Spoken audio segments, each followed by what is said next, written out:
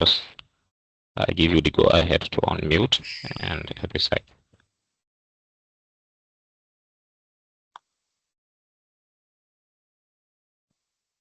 Now, Rabiu Abdullah Uthman. Okay, sir. Assalamu alaikum warahmatullah.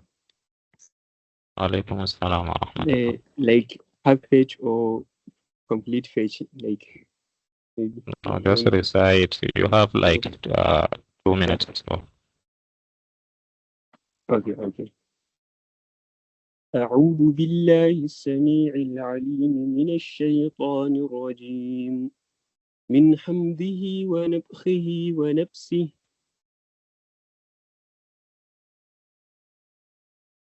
واذكر أخا عاد إذ أنذر قومه بالأحقاف وقد خلت النذر من بين يديه ومن خلفه ألا تعبدوا إلا الله إني أخاف عليكم عذاب يوم عظيم قالوا أجئتنا لتأفكنا عن آلهتنا فأتنا بما تعدنا إن كنت من الصادقين قال إنما العلم عند الله وأبلغكم ما أرسلت به ولكني أراكم قوما تجهلون فلما رعوه عارضا مستقبل عوديتهم قالوا هذا عارض ممطرنا بل هو ما استعجلتم به ريح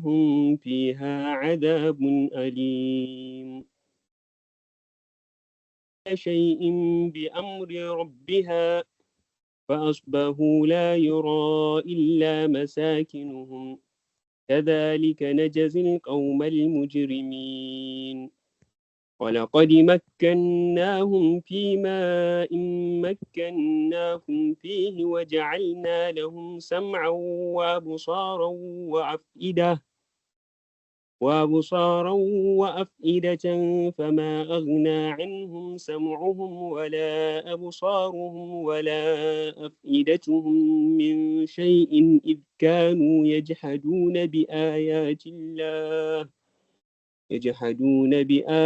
الله وحاق بهم ما كانوا به يستهزئون ولقد أهلكنا ما حولكم من القرى وصرفنا الآيات لعلهم يرجعون حسبك لولا نصرهم نعم. MashaAllah, that was a wonderful recitation. We may like to know your name, your department, and from which university you are coming from, and also whether you are penultimate or final year or recent graduate.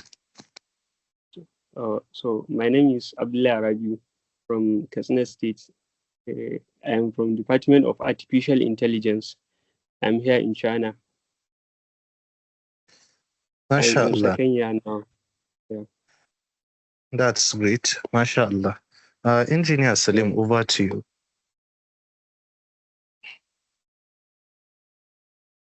Okay. Thank you very much for the recitation. Abi Abdullah Usman Jazakumullah khairan. To introduce our speaker.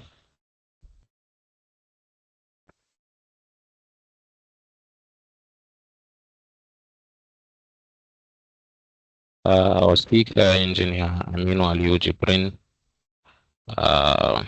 is a graduate of electrical engineering from Ahmadu Bello University, Zaria. He obtained his first degree from the university. He graduated with a first-class degree. He also holds a master's degree in electrical engineering from same Ahmadu Bello University, Zaria.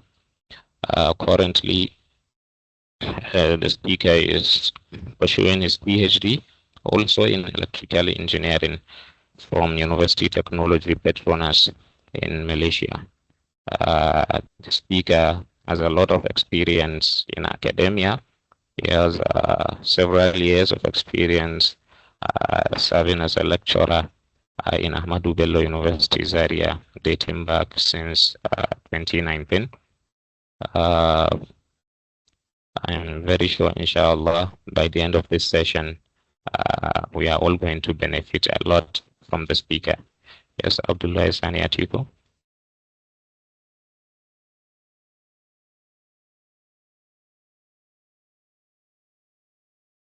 Sorry, you can proceed. Yes, you can just proceed. Okay. So, inshallah, without any further ado, I would like to hand over to the speaker to begin the presentation.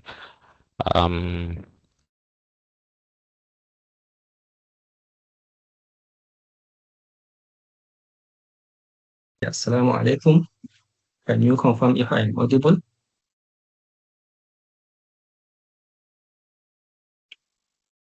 Yes, Now sir, we you're can hear audible. you. Okay. Yes, sir. Okay. Thank you for the introduction. Can you please maybe share your screen? Let me just share it from my side.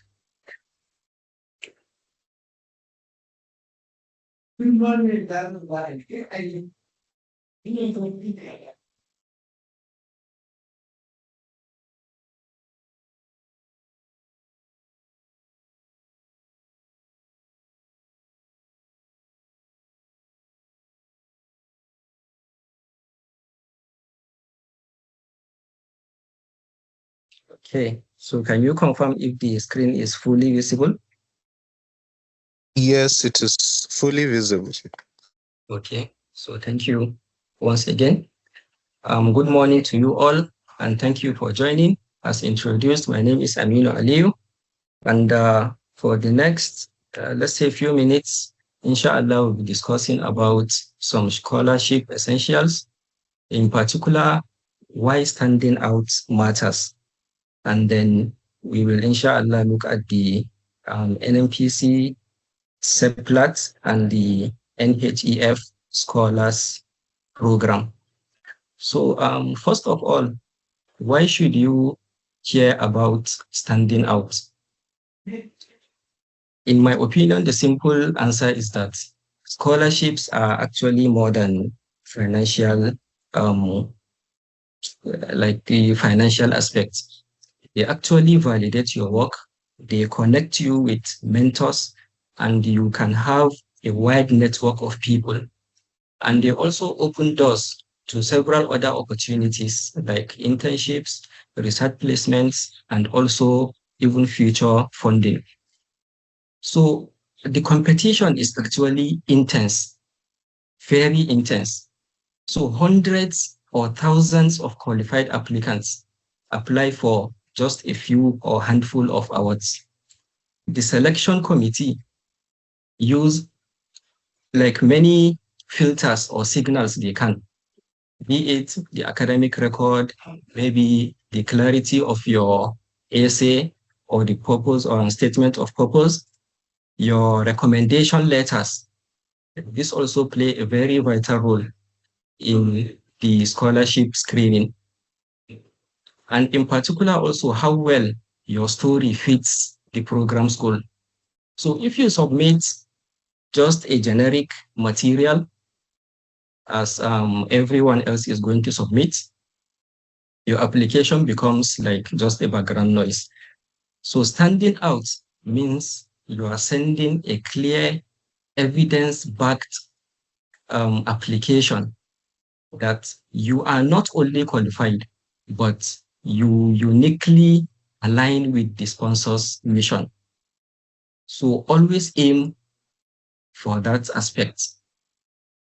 So the outline today, we'll be looking at some scholarship essentials, in particular crafting the personal statement, recommendation letter, then some scholarships require you to attend interviews, or some require you to take some aptitude tests. So we're also going to look at that. Then in particular, we'll look at the NMPC, CEPLAT, Joint Vector Scholarship, then the Nigeria Higher Education Foundation Scholars Program. So without wasting much time, let's continue.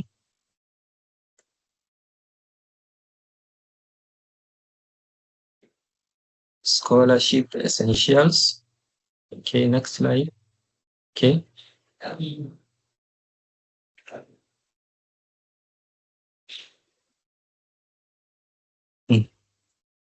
So winning scholarship is a numbers game.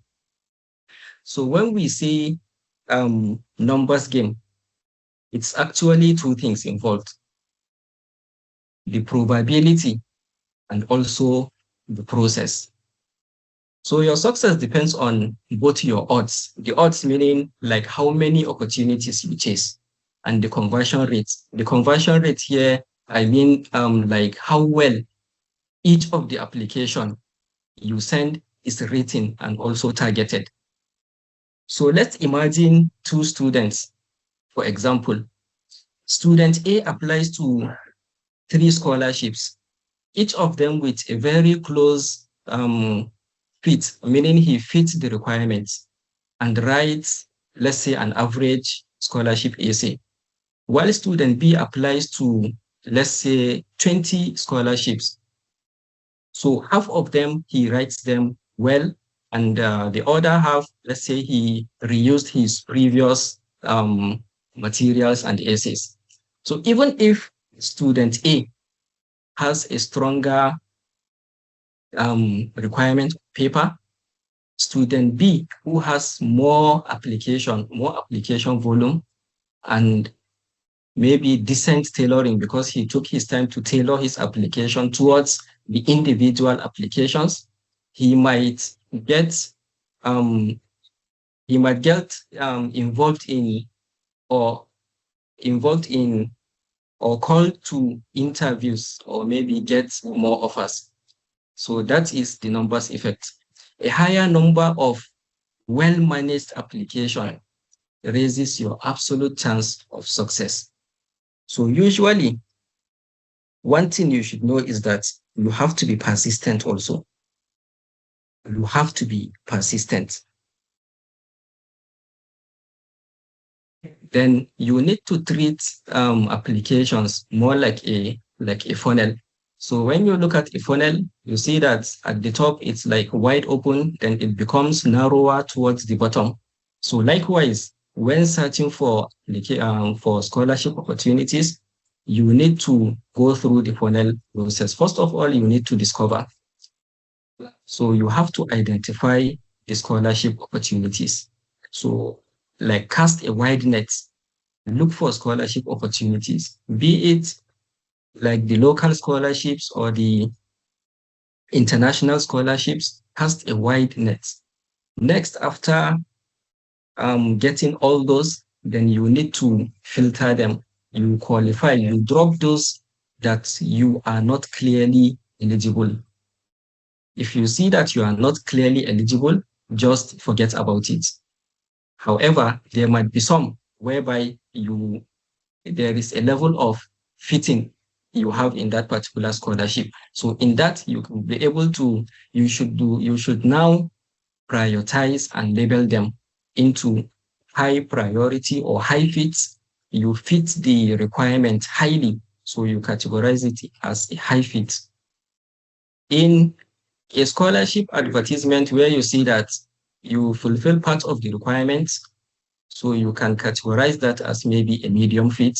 And if maybe there are several requirements and you fit only just maybe 1 or 2, you can categorize that as a low fit. So after prioritizing those or labeling those, advisably, you should now spend most of your time on the high fit, because those are the ones that clearly you have all the requirements. So you spend your time on the high fit. Make sure you send in an application that is eye-catching. Show an application that is going to single you out or stand out, that you are going to stand out from several other applicants. Because the reality is that in every application advertisement, you find out if the minimum requirement is, let's say, for example, second class lower, automatically, if you have a second class lower, you already know that there are people who have first class degree. Automatically, you already know. So even among the second class upper, there are consideration of CGPA, for example. Second class upper starts from 3.5, it ends at 4.49. So somebody with a CGPA of 4.49 is actually has more edge than somebody who has a CGPA of 3.5. So those kinds of standing out, they really, really matter when sending applications. Then lastly, you need to, after tailoring it, spending your time, you need to submit. You make sure you have submitted, you note the deadline, and make sure you submit before the deadline. So organization is vital. So usually what I advise people to do is that after casting a wide net of scholarships, you should be able to find out a list. Let's say you have a list of scholarships. There are scholarships that you know constantly, every year, there is that call for scholarship. It's an annual scholarship call. So every year they call for the scholarship. So those kinds of scholarship are like popular. So there is a particular timeline. They have a timeline. Always, you know that by so months, they usually bring out the call for adverts. By the end of so months, they close the adverts and then they get back to applicants by so months. So those kind of things, you need to like bring them out, write them out so that you have an organized document which you can be able to consult to see if you are going in track, like you have completed your applications or not. And also, one thing is that you should be able to get all your application materials, maybe put them in a folder. Like make sure you have access to that particular folder anywhere you are. Advisably, you can use any of these cloud-based storage devices, Dropbox, this OneDrive, like even your email. You can also save your credentials in your email, your work certificate, your admission letter, your JAMB results, your semester results. And one thing some students don't do is that they do not collect their undergraduate semester results. Meanwhile, that is very, very important if you are seeking for a scholarship, especially if you are currently in your undergraduate studies, because usually they ask for your last semester result. So always when a result is out, I know most universities, or let me not generalize since I don't know, I know ABU, most times they just paste the results, and sometimes students, they just ignore the fact that they can go to get their printed results. So most students do not bother about that, but it is very, very important. So try to get your result print out for every semester. Every semester, try to get your result print out because it is very, very important. So get your CV, get all your credentials, put them in a folder such that whenever you want to apply for a scholarship or whenever you want to upload a document, you already know the specific folder to go into. Then one other thing is you should keep your referees informed about deadlines, because like I stated earlier, referees, they play a major role in helping you secure a scholarship. They play a major role. So we are going to look at that aspect also as we continue. So it is also very good if you apply early. So avoid last minute submission, because usually during the last minute, we find out that especially our Nigerian local scholarships, due to the large number of people that want to submit at the same time, you find out that the portal usually goes haywire, it crashes. So and if that happens, you find out that you cannot submit an application. And if you cannot submit, then it means definitely your chances of even getting the scholarship is zero automatically. And also, you need to apply early so that you can know you can know the number of the reference letters, for example, that you require. Because sometimes your referees are very busy, or sometimes you require one reference letter. Sometimes you have only 2 referees. And unexpectedly, if you are asked for a 3rd referee and the time is very limited, you see, you have to start thinking of, okay, who to contact, and all this process if you are not careful, you find out that you have not been able to make the submission. So the ultimate rule is that definitely you cannot win if you do not apply. You cannot win a scholarship if you do not apply. But however, if you apply for a scholarship, at least the chances of you getting it is 50%. It's either you are awarded the scholarship or your application is rejected. The chances is 50%. But if you do not apply, the chances of you not winning is already 100%. You are not going to get that scholarship. So the volume or the number of your applications, they actually help. But what matters also is how well you fit. So how well you fit that scholarship criteria is what is going to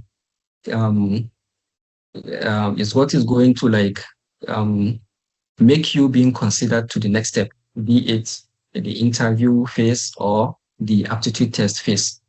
So many scholarship committees, they look for your alignment to their own goals and mission. So that is why in your targeting, you must be very, let's say, honest. You shouldn't waste time on dozens of options if you know that your profile is not a perfect match for that particular scholarship. So let's go to the next slide. So crafting an essay commands attention. So this slide is about one idea. Actually, a generic essay gets ignored. So in a crowded pile of applications, like we said earlier, there are many applicants, thousands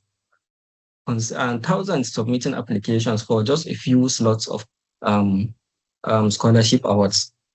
So if you are submitting a generic essay that maybe you just found a template online that reads like a template, it is not going to create a memorable impression on the scholarship committees who are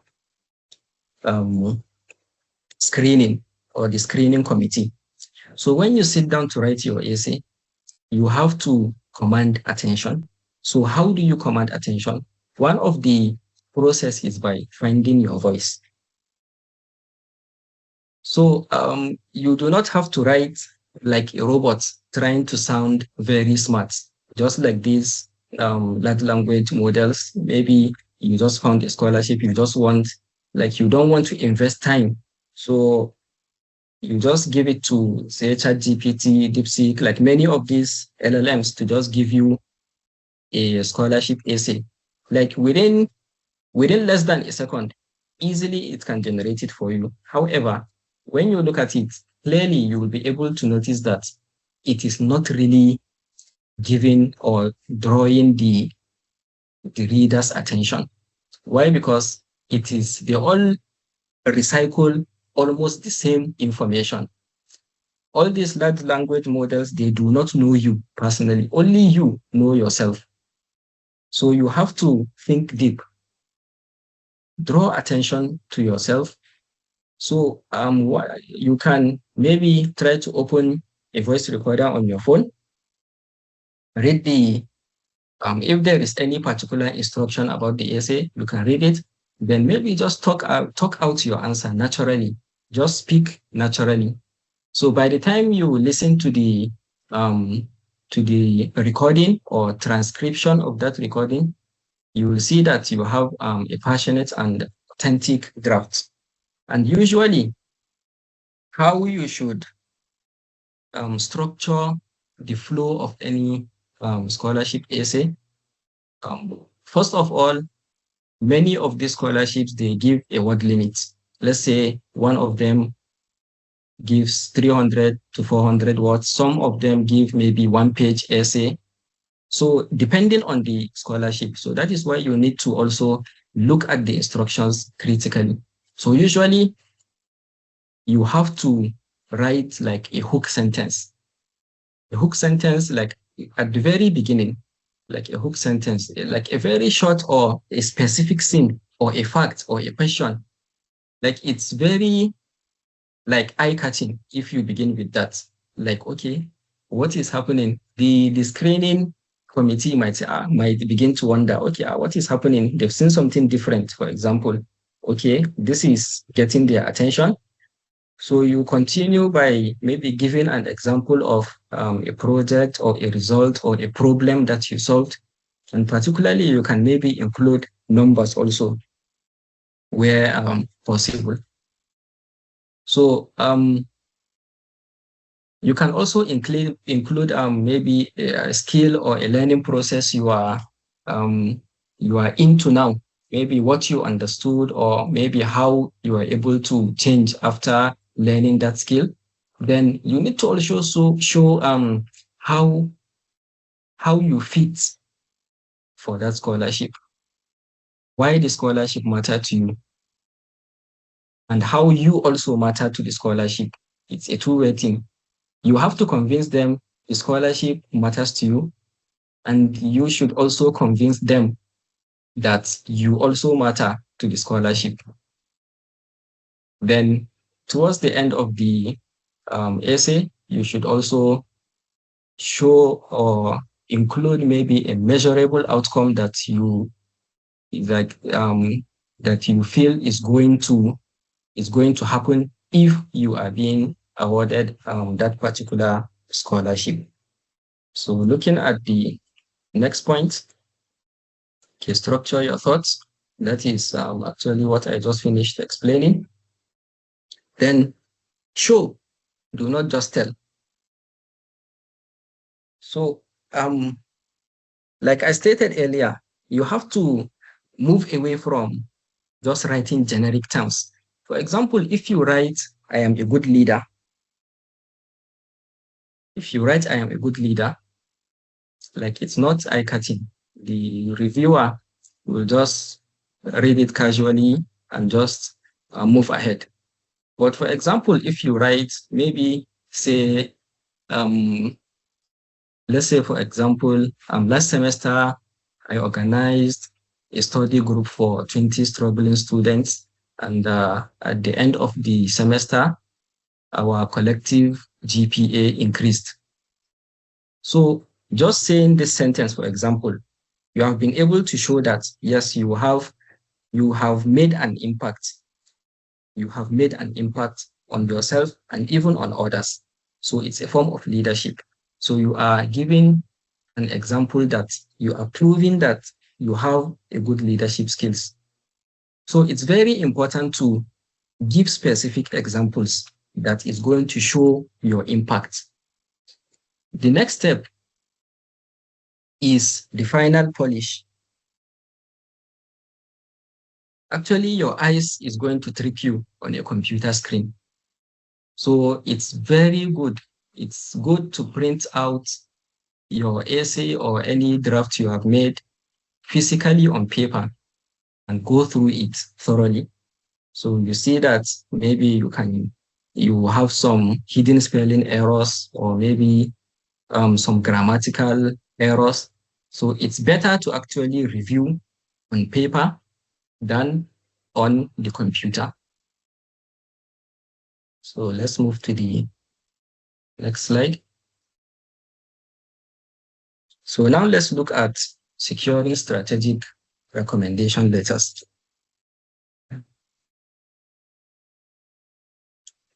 So like I mentioned earlier, this is really, really important. So you do not just walk to a lecturer maybe after class and say, sir, I need a reference letter. So you need to explicitly ask him, sir, can you write me a great letter? That great is really important. It is what is going to differentiate your own letter with other letters that is going to be submitted. So recommendation letters are usually the tiebreakers. Committees or scholarship committees, they use them to verify your claim in your essay and your CV. So to show that, yeah, quite really what you are saying tallies with what your referee is saying also. So they use that to verify your claim. So it's not just about having anyone to write you a reference letter. No, give it to someone who knows you personally. And it is good also if you can offer or you can give information to the referee so that he can know how or what to include in the reference letter.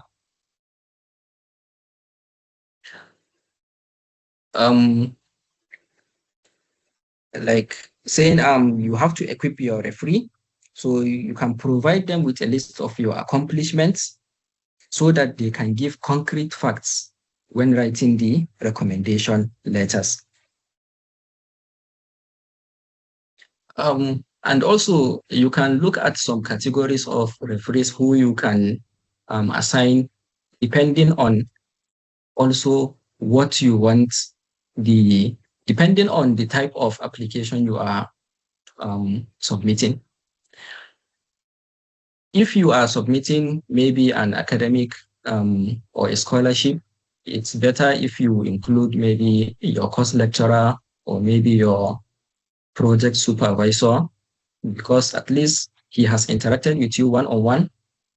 And among, let's say, a class of 100, if maybe you are just 6 in number or maybe 5 in number who are under his supervision, so at least he interacts with you more than the others in the class.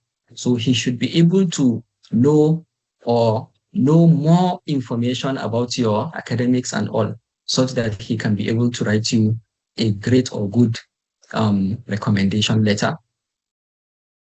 If you are seeking a recommendation letter while applying for an application that requires some leadership skills, it's actually better to look for maybe a community or a project leader, somebody who you have maybe worked under, to give you that particular reference letter.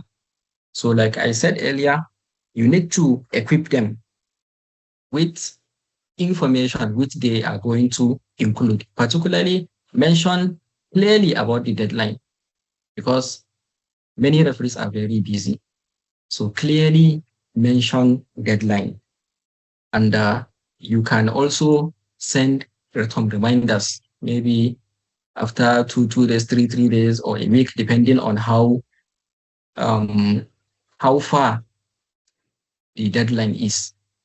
And another thing is that you can also offer to help in writing the recommendation letter. So if a referee is very busy, for example, I know I do this a lot actually, and I think Sani Atiku can testify to that. I do that a lot. You can just give a template to a student, and he can easily, you can, let me say it in the point of view of students. You can request that your recommender should give you a template, then you can write the recommendation letter on his behalf. So by so doing, at least you are able to reduce some time. So all he needs to do is maybe to cross-check and then make the final upload, or if it is just a signature required, print his signature and give you the PDF copy.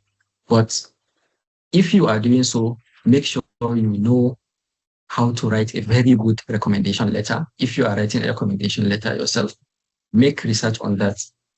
Because if you do not write a good recommendation letter and you wrote it yourself, it's just like you are shooting yourself in the leg. Then maintain relationships. Always send polite thank you notes after a letter is submitted. So anytime your referee is able to submit a letter on your behalf, Like you can meet him face to face or via chat or anywhere, but at least thank him for the submission. So it builds a good relationship between you and him. And in case of next time, he will be happy and you will get the letter quite easier next time also. So now let's look at acing the virtual and physical interviews. So after the scholarship applications, like I mentioned earlier, in most cases, you are invited for an interview or you are invited for an aptitude test, depending on the scholarship. So interviews, if you are invited for interviews, interviews are where everything on paper becomes live. That is where you are being judged. They put a face on the paper now. What they have been reading, okay, they want to see it on you. Exactly what you submitted, they want to see it physically on you. So interviews also are very, very important. It is where successful candidates are separated from the rest. And one key to interview is you have to start early. Start preparation early. Research on the scholarship mission. Read the scholarship body, know what they do, like maybe their mission, their aim. Read some recent news about them also, and try to map many ways or where your experiences match their own priorities. So by so doing, you can be able to also fit yourself to their own mission. You can also practice answering some questions aloud and record yourself maybe in one or more instances to see if you are that confident when speaking, or maybe you can identify some filler words that you say. Filler words, for example, saying some people when speaking small sentences or words, they say so all those things, I know myself also do that. And my own filler word I know is so. I mention so a lot when making presentation. I say so this, so this, so that. I know I do that. So I always try to also improve myself when making when speaking. I try to avoid that also. So if the interview is virtual, you need to take note of some things. For example, your background. You need to know what is behind you. You need to know what is behind you. Your background, it matters. So do not have maybe an unmade bed or a messy room in the frame. Preferably go to a place where you can have maybe a wall directly behind you and look directly at the screen so that it can feel that you are making eye contact, because your level of confidence matters also. Your level of confidence matters. Then it's good to maybe keep a small note or maybe some key points beside you, but you do not read this verbatim. You don't read it verbatim. Why I mention this, or the idea of keeping maybe a small note beside you, is that some people actually, they become nervous during interviews. So after after being asked the first question, they can just easily forget. Their brain just formats. You understand? Some people face that. Their brain just formats. So they just forget everything they know. So if you have maybe a small jottings or just some points beside you, you can easily just have a glance and at least you'll be able to recall some idea which you want to say to them or reply to them. And if it is a physical interview, it's best if you dress formally. You should arrive early also. Have your printed documents available, maintain steady eye contact also, and speak very clearly and confidently. And at the end of the interview, make sure you leave a strong and lasting impression, maybe by just having some thoughtful questions ready before going to the interview. So have some thoughtful questions, not just saying, okay, what does the scholarship offer or what is the financial amount? So those things usually are open information. They are open information. You can find that anywhere. So there's no point of you asking them that particular question at the interview stage. It means you have not done some research regarding the scholarship. And also try to use a professional email address. Try to use a professional email address. So because I know some people open their email address maybe since when they were 10 years old, for example. So you see that somebody's email address is, let's say, Big Boy Sani, for example, at gmail.com. So those kind of email addresses, they are actually not formal. So it's better if you have your first name and your last name or an abbreviation of your name in your email address. Maybe first name dot last name at Gmail or Yahoo or any other email provider. So I think the others I've talked about them. So let's look at the next slide. The next slide is talking about protecting yourself from scams. So usually, if you have to pay money to get money or to get a scholarship, it is likely a scam. There is no legitimate scholarship that will ask maybe your sensitive financial details or your banking PIN, for example, for you to be awarded that scholarship. And there are some common mistakes which we need to avoid. For example, like missing deadlines entirely. So automatically, you have disqualified yourself. If you miss a deadline, you have automatically disqualified yourself. And we need to follow explicitly the directions or the instructions given when submitting applications. If a scholarship application advertisement says you need to write a scholarship essay on why you need the scholarship in not more than 500 words, for example. So make sure you do not go over that word limit, because anything above that word limit, it shows that you are not attentive to detail. So if a scholarship advert mentions a one-page essay, make sure you stick to that one-page essay. If it's 300 words, make sure you do not exceed that 300 words. And one other thing is that another mistake is omitting the required information or ignoring the eligibility criteria. If you are required to upload a document,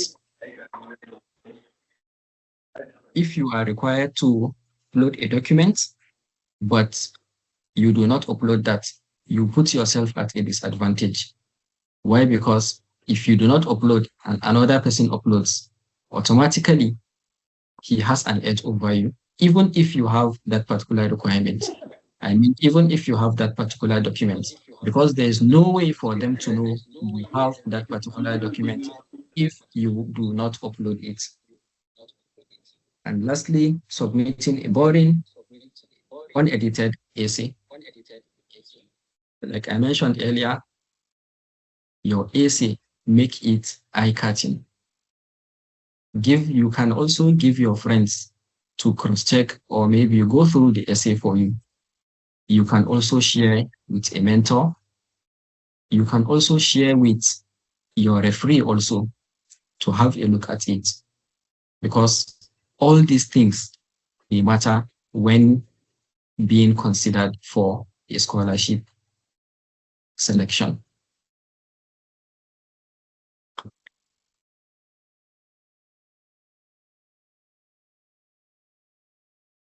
Okay, so now let's look at this opportunity that is currently on the table, which is the the 2026 NNPC Seplat Joint Venture National Undergraduate Scholarship.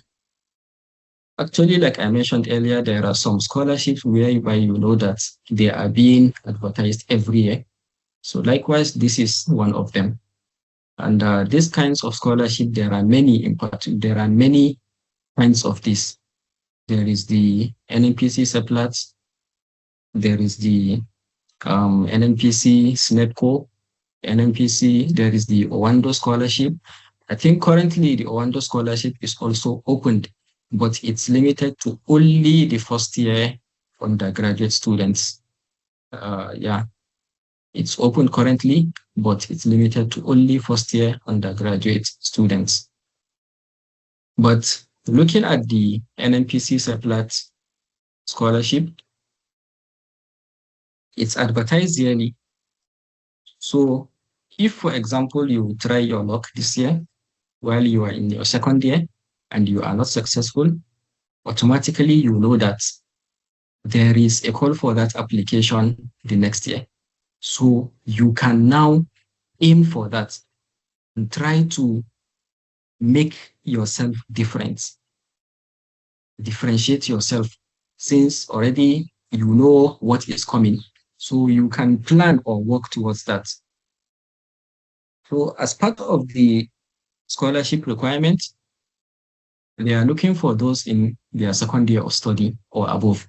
So if you are in your second year, your third year, fourth year, fifth year, you are eligible to apply for this scholarship. And you must have a CGPA of 3.5 or higher, which is like the second class upper. So you see, like many of these kinds of scholarship usually begin from the second class upper. So it's disadvantageous if right from the beginning your CGPA does not reach that particular point, because automatically it's just like you are disqualifying yourself from majority of the scholarships. So right from the first year of your university, try to make sure you have a good CGPA. Try to make sure you have a good CGPA, because sincerely, grade matters. They really matter. And grades can also differentiate you from others. When you look at it now, the CGPA of 3.5 or higher, if I have a CGPA of 3.5 and another person has a CGPA of 4.7 something, believe me, he has an edge over me because of this requirement. Quite all right, I fulfilled the requirements, but he has differentiated himself in this aspect. So he has an edge over me. So that is why whatever you are doing, you need to differentiate yourself. Like have the minimum requirements and then show something extra. That is how to differentiate yourself. Have the minimum requirements and then show something extra. So always try to aim for that. Because like I mentioned earlier, to be sincere, if this scholarship, for example, are looking for just 200 or this, just for an example, believe me, you can get more than 2,000 applications. In fact, much more than that, because many people are going to apply for the scholarship. Many people are going to apply for that. So the quality of application matter also. If there are among the 2,000 students that apply, the minimum requirement is 3.5. And now, if let's say 500 of them have a CGPA above 4 points, automatically those lower than 4 points, they have been disqualified. Why? Because those having above 4.5 or above 4, they have an edge over them. So it's really how well you fit yourself, how well you show that you are having a better fit than others. So going back to this O-level requirement, you should have 5 O-level credits, which include Maths and English, in only one sitting, as they have mentioned in their website, only one sitting. So likewise, those having 2 WAEC results, or maybe a combination of NECO and WAEC, you can see automatically they have been filtered out from these requirements. And the eligible courses are many. So it follows this wide range of disciplines from accountancy down up to the ophthalmology. So like stated earlier, begins from the second year. So as a medical student, for example, even if you are in your final year, which is the 600 level, you are also eligible to apply. But you have to be, the starting requirement is from your second year. As noted, the application process is completely free, and all applicants should have a valid personal email account for communication, and only shortlisted applicants will be contacted. So if after the deadline and you are not contacted, automatically you know that your application has been filtered out. The application link is as shown here, which is seplatgrowthacademy.com/scholarship.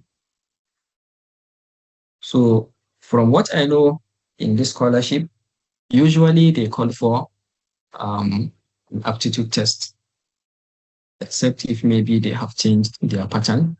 But usually the aptitude test requires you to solve some verbal or quantitative and also some spatial reasoning questions. So usually these questions are available online. You can just try to download some questions or some test pack like that and go through them. Because as you go through them, actually, you are getting yourself familiar also with the kinds of question or the pattern in which they set the question, whereby the more you try to solve, then maybe if you are invited and you go, you find out that you are able to solve many questions within a limited time. Because actually what I know also, I don't know if they have changed the pattern, is that you are under pressure actually during the test. You will be given a lot of questions, but under limited time. A lot of questions, but you have a limited time. So if you are seeing a particular pattern of question for the first time, it's going to take you a lot of time for you to reason and also find the pattern, find the question pattern so that you'll be able to answer. But if beforehand you are able to look at the set of questions, the previous set of questions, at least you will have an edge. You will see that you are able to answer many of the questions within that limited time that you have. The application deadline is in 5 days. Today is March 11th. Today is March 8th, right? I think it's 8 March. So in 5 days, the application deadline will be due. So as I advised earlier also, please try to apply early and also apply early so that you can be able to avoid any last minute technical difficulties. And based on information available, I think this particular scholarship, they provide a financial assistance of 200,000 naira per year, per session. 200,000 naira per session. So now let's look at this opportunity, which is the Nigerian Higher Education Foundation Scholars Program. So this program also is a kind of a new program because they have only just a little over 468 alumni who have passed through this particular program. So this program is actually not like a scholarship per se, which has a financial commitment, but a beneficial aspect. We can say maybe like a fellowship, not a scholarship, because it gives you access to exclusive internships whereby you are going to gain meaningful work experience with leading organizations across Nigeria. So they are going to fix you in this leading organization if you are awarded this this scholar program. Then you have the opportunity to build your leadership and career. They are going to make sure you participate in high impact training sessions and exclusive development workshops. And you can connect directly with accomplished professionals and the NHEF alumni, which are whom are excelling across diverse industries. And these are their eligibility. So when you look at it here, the number one eligibility criteria is that you must be in a penultimate year. You must be a penultimate year student, meaning if you are in a 4-year course, you should be in your 3rd year. If you are in a 5-year program, you should be in your 4th year. If you are in a 6-year program, you should be in your 5th year. So that is the criteria. Then they have some partner university. So here, I think like I mentioned earlier, it's a kind of new initiative, like a new scholar program. So the partner universities for now are a bit limited. We have Ahmadu Bello University, Bayero University, University of Ibadan, University of Lagos, University of Nigeria. Then we have the University of Port Harcourt. So these are the only partner universities whereby if you are enrolled as a student and in your penultimate year, you are eligible to apply. And they are looking for a student who is well-rounded and can demonstrate excellence in his academics, extracurricular activities, and also in professional pursuits. The student should be able to also exhibit strong demonstrated commitment to community service and making a lasting societal impact. So what they require is, it's mentioned that you should have addressed all essay questions so that you can have a strong application. So for now, I really do not know what the essay questions are because I have not tried to apply. I do not have access to the essay questions, but they strictly mention a strong application must fully address all their essay questions. And one other thing is that the portal, as they mentioned, does not save your progress. So it's better if maybe at the first instance, you can create a profile, log into your profile, and then maybe look at the essay questions. Then you can find time to draft them out, finish your draft, everything before you go back and make your submission once and for all. So the documents required are a 1-page curriculum vitae, which is CV. So notice that they mentioned a 1-page. So automatically, if you are submitting a 2-page CV, it shows you are not attentive to detail. They mentioned a 1-page cover letter, and you should submit your most recent statement of results. See, these are some of the instances where I tell you that it's important that you should get your previous semester results. Make sure anytime a semester result is out, you are able to get a hard copy result in your hand. Because you can never know when an opportunity will present itself where you require that. So looking at this, for example, we have only 5 days for students to apply for this. If somebody does not have his recent statement of results, there is no guarantee that he is going to obtain that, because considering how sometimes the university system is, you might be looking for an exam officer up and down, and you might not be able to see him. So those are some kinds of scenarios where you see that an opportunity has gone by without somebody being able to make his application. Yeah, okay. So the scholarship application, the NHEF Scholar Program can be applied through portal.the.nhef.org. And like I mentioned earlier, draft all your essays offline, and then you can now go into the portal and submit them once and for all. Preferably use a laptop computer or a desktop computer, not a mobile device. So whatever scholarship application you are doing, make sure you use a computer or a laptop or a desktop. Make sure you try to do that. Then make sure you also have access to a strong, reliable internet connection so that you can prevent timeouts during the one-time submission. Because we know the internet connectivity sometimes is an issue. You can try to, maybe while using the internet, if you are creating hotspot from your device, whenever a call comes in, automatically the network gets disrupted, or sometimes the network is just very poor and you do not have any control over that. So you can try to see how you can get a reliable internet connection so that you can easily do all these processes seamlessly.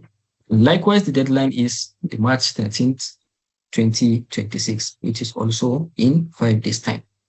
And you are also strongly advised to apply early so that any last-minute technical difficulties can be avoided.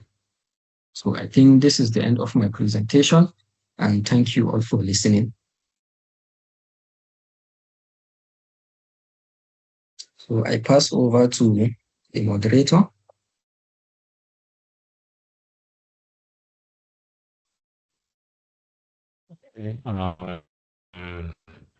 Thank you very much, Engineer, for that very insightful presentation. Indeed, it's very insightful. In fact, the presentation actually is very rich, that it has covered not just the topic of this webinar, but we have so much in this presentation that's applicable to all the other scholarships that you're gonna apply to, and even when you are looking into postgraduate applications after your undergraduate studies. Jazakumullah khairan for the presentation, sir. So inshallah, we'll open the Q&A session now to allow attendees that have questions to ask. So if you have a question, kindly raise your hands so that the speaker can address.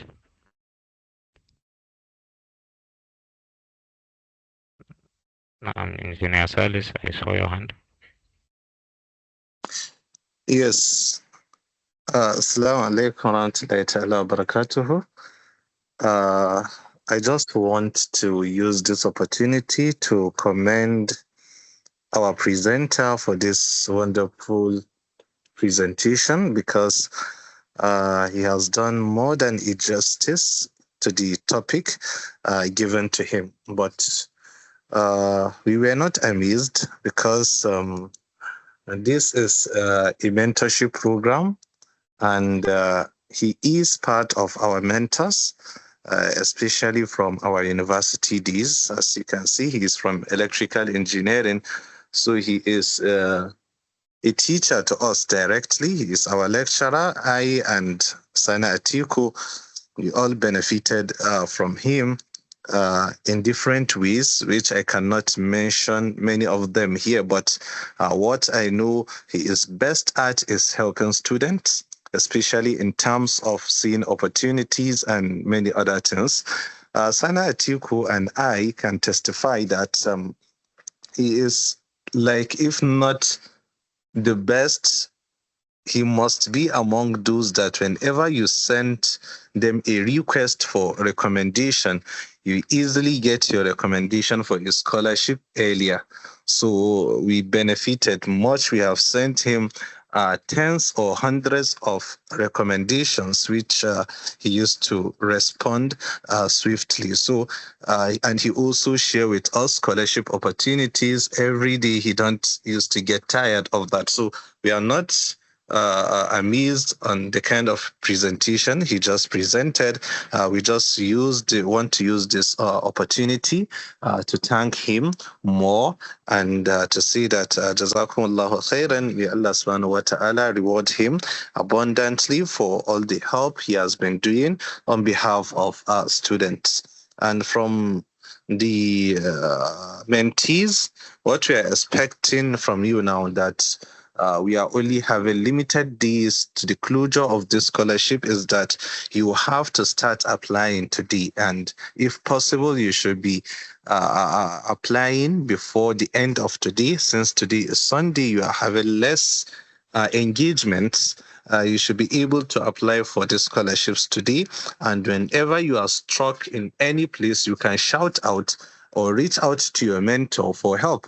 If the mentor is not responding, you can easily reach out to us, and inshallah we'll find a way to address your issue, because it is important that you start the application now so that you won't miss the opportunity. You have had that, okay, one is for mentorship and the other one you are going to receive some money, and you know what 200,000 means for an undergraduate student. He will take time enjoying that money. So we are hoping that all of you are going to benefit from that.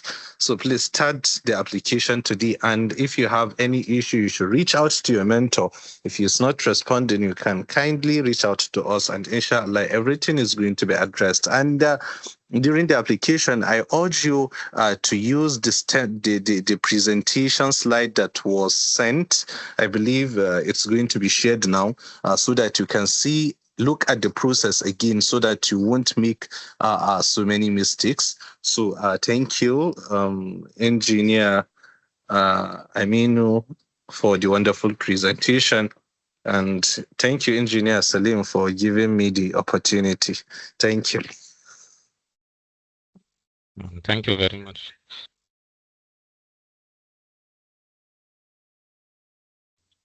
Thank you very much, Engineer Salis Yaqub.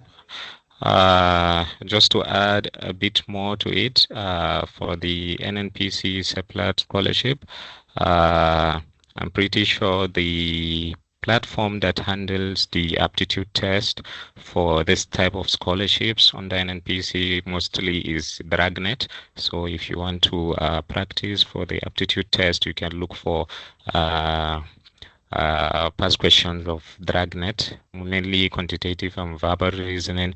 And as the speaker mentioned, one of the pitfalls they use to filter out student is time on those tests. So you need to practice a lot to be able to answer as many questions as you can within the limited time that you have, and also to answer them correctly. Actually, I was a beneficiary of one of the scholarships during my undergraduate days, and I can tell you it's actually more important to answer the questions correctly than even to finish them, because I remember 2 of the scholarships that I secured, both of them I didn't actually finish answering all the questions. However, most of the questions I answered, I was sure I answered them correctly. That was because I've had a lot of practice, so it's good to practice. As for the NHEF scholarship, in addition to the essays that you have while applying, you have essays, CVs, and so on. There's also going to be an aptitude test after that stage. I've spoken to some of the scholars current NHEF scholars, and the application process. Normally, after this online application, you have an aptitude test. After the aptitude test, you have like 2 stages of interview before the final scholars are selected. The scholarship is also very, very beneficial because you have sponsorship to attend like an onboarding session in Lagos where you meet CEOs, you have workshops, a lot of very rich events under there. So I'm just giving you a highlight of what the scholarship encompasses so that you'll be encouraged to put in good effort while applying into the scholarship. There are a lot of you also get internship placement during your studies, and even after your studies, you have job opportunities presented to you as an NHEF scholar.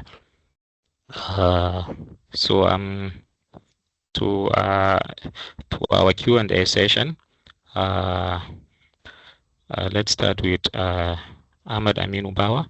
You can unmute and ask your question. Assalamu alaikum wa rahmatullahi wa barakatuh. Good morning, everyone. Morning, it's not yet afternoon. I would like to thank the speaker, Jazakallahu khairan, may Allah reward you, as well as the moderators and organizers of this session. So my question is regarding adding or submitting documents that you are not asked to submit, but you feel it is relevant. For instance, if I am asked to submit my last semester results, but unfortunately the result is not that very good. I have previous results with, for instance, 5 points, which I think obviously they are better than the last results. Can I add them? That's my question.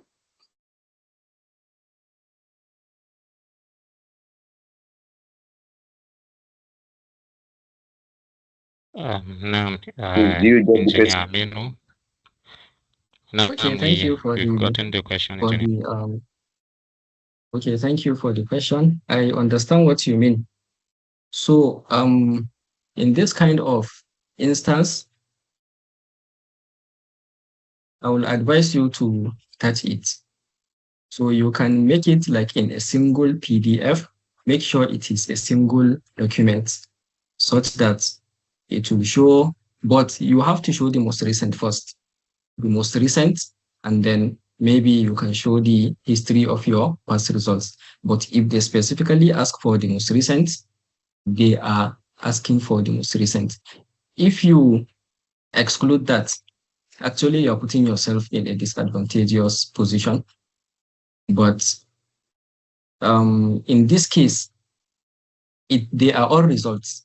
So if you can put them in a single PDF, at least it can give you like an edge, since maybe, but in your final results, that is where you have your CGPA, and it's the CGPA that matters, not actually the GPA. So it's now I realized, like, actually the previous results do not matter. Why? Because in your last result, that is where you have your CGPA, and that is what matters to them. That is it.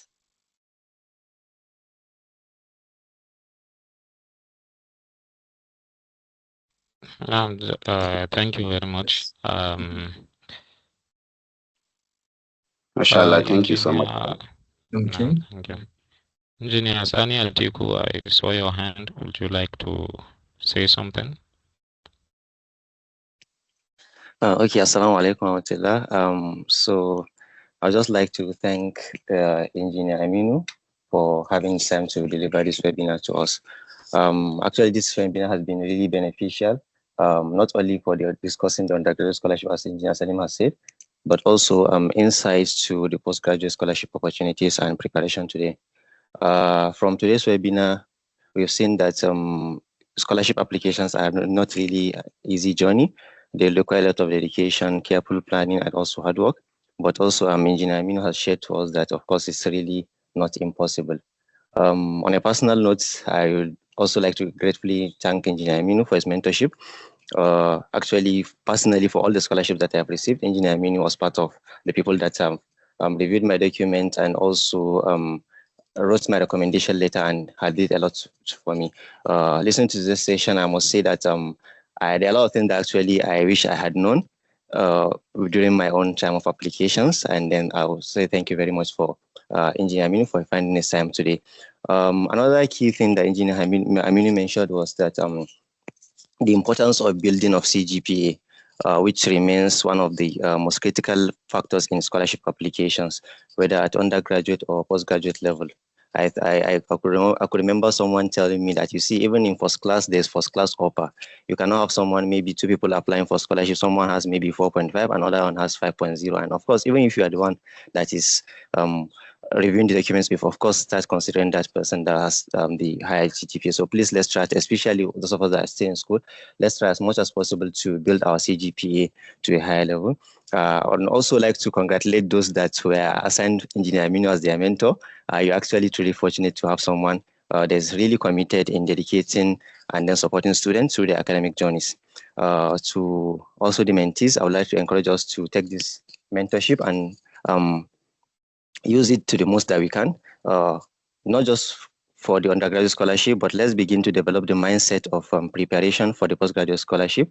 And also, if you have any documents, like Engineer Salis have said, if you have any documents, application documents, please do well to share it with your mentors for review. And if they are not responding, please kindly send an email to BFS admin and someone will review it for you and then send it to you. Once again, thank you very much, Engineer Aminu. Thank you to the organizers. Thank you.